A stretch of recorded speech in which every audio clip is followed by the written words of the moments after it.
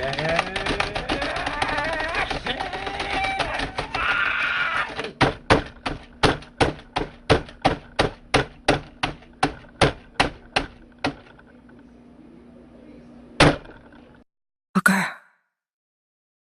are you afraid of God? No. But I'm afraid of you. Hello and welcome to another edition of Rage Quit. Today I'm going to be talking about Bioshock Infinite, the third installment of the franchise. Infinite is set in a floating city in the sky called Columbia, and you play Booker DeWitt. Booker DeWitt is sent to this city to rescue a girl named Elizabeth in the hope of wiping away his debt. On arrival to Infinite, you can tell they've done a brilliant job of setting the scene. That it's a beautiful, beautiful place to be. It kind of makes you want to live there almost. Everything seems lively as well compared to the previous Bioshocks, because obviously the confinements of the underwater city and the corruption and all the rest of it, a lot of silence and narrow corridors and all that kind of stuff was in the first, but with this one, obviously it's a completely different environment. They've brought in crowds of people and all the rest of it to make it feel alive. And these NPCs, they've brought a element of humanistic nature to them. But even the basic ones, they seem believable. They seem like they are human, especially with the main characters. Well, the main character Elizabeth, she is a brilliant piece of AI. I mean, she is probably one of the best AIs I have ever seen in a game. Very humanistic, very likable. The facial expressions and everything, she just seems real. She's believable, and she's very much a good part of the game. Like, I thought, being a Bioshock fanboy, really, that bringing another main character into the game who's going to be with you most of the time will detract from the Bioshock experience, but in fact it does nothing of the sort. It's not a hindrance, it's a joy. It works beautifully. For example, you'll be in the heat of battle, and she has the ability to tear through rips in the space-time continuum and pull through different assets from different worlds. So she can bring in a turret, or she can bring in supplies, and while you're in the heat battle, you're getting shot about, she'll occasionally throw you a med pack and things like that. So she's very much a part of the game that works. Fight like a man! Okay, catch! Appreciate it. Various, which are plasmids, and you've got your guns as you would normally. So you've got your power in one hand, you've got your gun in the other, and you mix and match. You found a combination that seems to work for you.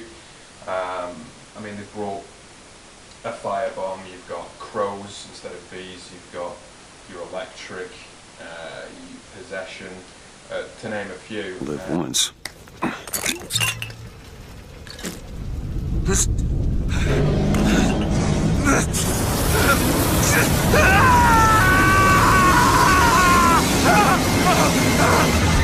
As far as enemies are concerned, there's quite a diverse amount. You've got your normal grunts, which are just the typical citizens, or the resistance, because like with Bioshock 1, there is a conflict going on which you get caught in between the creators of the place and the different beliefs. There's a lot of religious undertones within this game.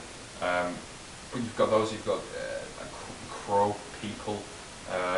And the replacement, and I've got to mention the gigantic Washington robots.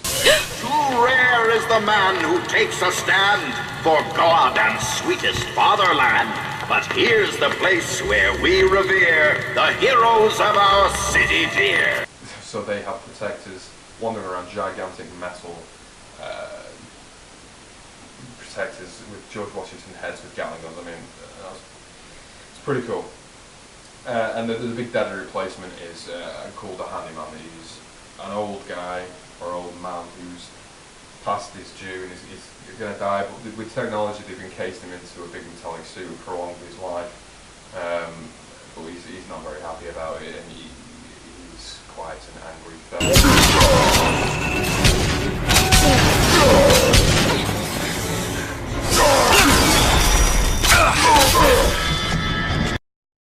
Main pull for me, it always has been with Bioshock, because they have a way of delivering a story and telling a story that just works so well, and because it's intriguing and it's different compared to most games around at the moment, it makes you want to unravel and discover what the story has. And in the same way as the previous Bioshocks, you can find other snippets and piece it together yourself via the use of the audio logs, which it helps you learn the lore and the background stories of some of the people there. So yeah, I think Bioshock Infinite, all in all, is a great game. There are a few pros and cons. But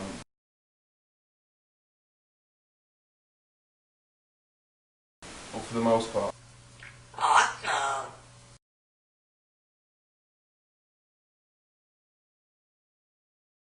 So at number 5 we have Black Ops 2 Zombies. Now I know it's not specifically a zombie game and it's just a mode within a game, but it deserves a mention for the improvements made from its predecessor.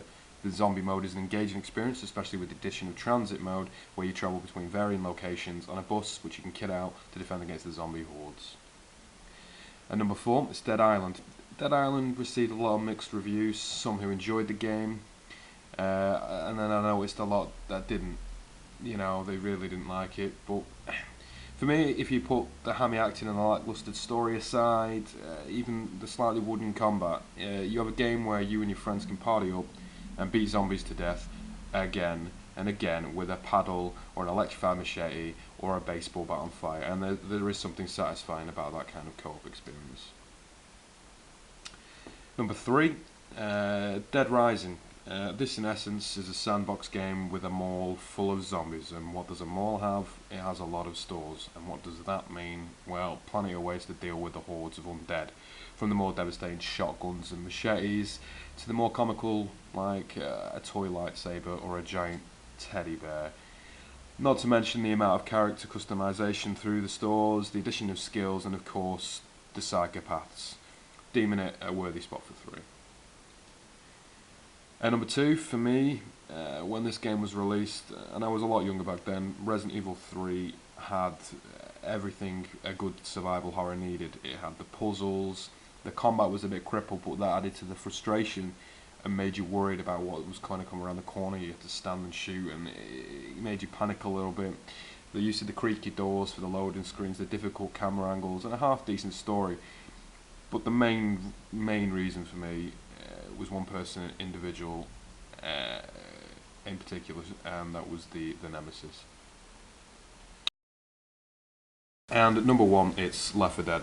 Left 4 Dead has everything a great zombie game needs: hordes of zombies, and by hordes I mean at times waves and waves of them. The special infected, boomers, smokers, hunters, all of them are a different element to your survival. It should be mentioned that Left 4 Dead is a good game, but it's a lot better in a co-op environment with friends. And what's better than fighting off waves and hordes of zombies with friends? Yeah, well, being a zombie and putting misery on other people. And not to mention, obviously, her.